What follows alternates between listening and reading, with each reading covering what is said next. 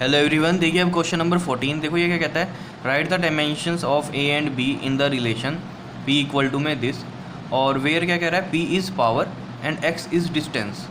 ये x distance है और p क्या है, पावर है, और t क्या है, टाइम है। ठीक है, तो हमें यहाँ a और b की वैल्यू निकालनी है। ये वाला a और ये वाला b, ये a एक्सेलरेशन मत समझ लेना, ये हमें निकालना है डायमेंशन a के और किसके, b के। तो देखो ये भी सेम क्वेश्चन वैसा ही है जैसे हमने अभी 13 क्वेश्चन किया था।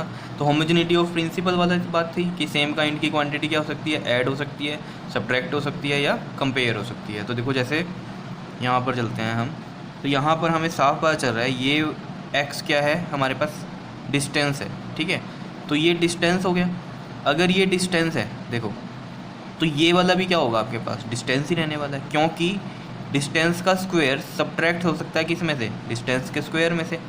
या ऐसे कह लो कि डिस्टेंस सब्ट्रैक्ट हो सकता है किस में से, डिस्टेंस में से ही। तो यानी कि ये b क्या है, ये इसी के इक्वल होगा, एक्स स्क्वायर क्या है या नहीं, समझ रहे हो। अब हाँ, कई बच्चे सोचते हैं कि हम सिर्फ x के इक्वल नहीं ले सकते, x के इक्वल क्यों नहीं ले सकते। देखो यहाँ क्या है, क्वांटिटी एक्स स्क्वायर है, तो मैं इसी के साथ इसको करूँगा ना कंपेयर, समझ रहे हो चीज़ों को। तो सेम काइंड ऑफ क्वांटिटी क्या हो रही है, ऐड हो सकती है और सब्ट्रैक्ट हो सकती है। तो ये एक्स स्क्वायर है तो ये भी क्या होगा, यहाँ पर एक्स स्क्वायर ही होगा मतलब। ठीक है ना, तो देखो कैसे करेंगे हम इसको। अब b माइनस एक्स स्क्वायर है तो मैं इसको लिख सकता हूँ b इक्वल टू क्या है, ये एक्स स्क्वायर के इक्वल ही है, और इसकी डायमेंशन क्या होंगी, x लेंथ है, मतलब डिस्टेंस है, डिस्टेंस के l होते हैं, तो ये l स्क्वायर आ गए। तो b के डायमेंशंस आ गए l स्क्वायर, ये तो बड़ा ईजी था निकालना। और इसको मैं ऐसे भी लिख सकता हूँ m0 L2 T0, इस तरीके से भी लिख सकता हूँ। ठीक है, तो यहाँ पर ऊपर आपको लिखना है तो लिख देना एक बात कि as X square is subtracted from B, therefore dimension of B are of X square. ठीक है, समझ रहे हो बात को। अब चलते हैं देखो नेक्स्ट पे।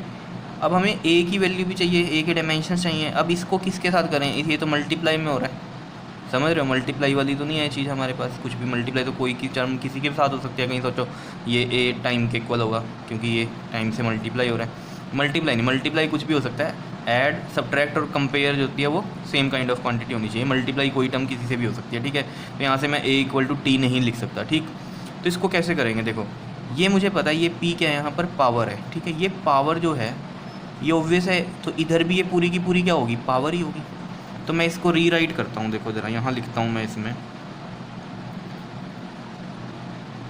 Rewrite the relation. तो देखो p इक्वल टू में ये क्या है हमारे पास, b minus x square upon में 80। तो देखो ये मैं इक्वल लिख सकता हूँ, क्यों लिख रहा हूँ, क्योंकि ये पावर है ये अगर, ठीक है, तो इधर भी क्या है, ये पूरी पावर है, तो मैं इसको इक्वल रख सकता हूँ। यहाँ से देखो a की वैल्यू निकालनी है हमें, तो a इधर ले जाते हैं, b माइनस एक्स स्क्वायर और अपॉन में ये क्या आ जाएगा, p और साथ में t।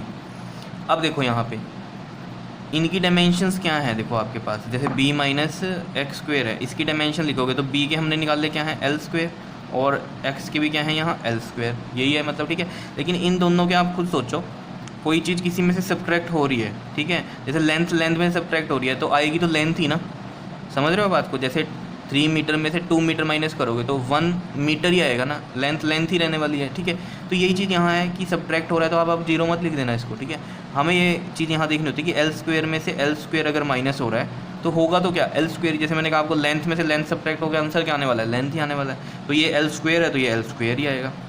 तो इस पूरे की डायमेंशन क्या हो गई यहाँ पर, एल स्क्वायर हो गई। ठीक है, क्लियर हो रही है ये चीज़। ठीक है, और अगर आपको ये चीज़ नहीं पता चल रही है तो एप्लीकेशंस ऑफ डायमेंशंस में आप देखना सेकंड एप्लीकेशन, ठीक है, वहाँ से आपको ये चीज़ समझ में आएगी। ठीक, तो ये एल स्क्वायर हो गई। ठीक, और पावर के डायमेंशंस बताओ ज़रा क्या होते हैं आपके पास, पावर के होते हैं ml2 t-3। ठीक है, तो डायमेंशन जिसको नहीं पता है वो एक बार डायमेंशन वाला टॉपिक देख लो। ठीक है, और t के क्या है, टाइम है। ठीक है, बस अब तो इसको सोल्व करना है। देखो ये कितना है आपके पास, यहाँ एल स्क्वायर है ऊपर, और ये वाला L2 भी ऊपर जाएगा।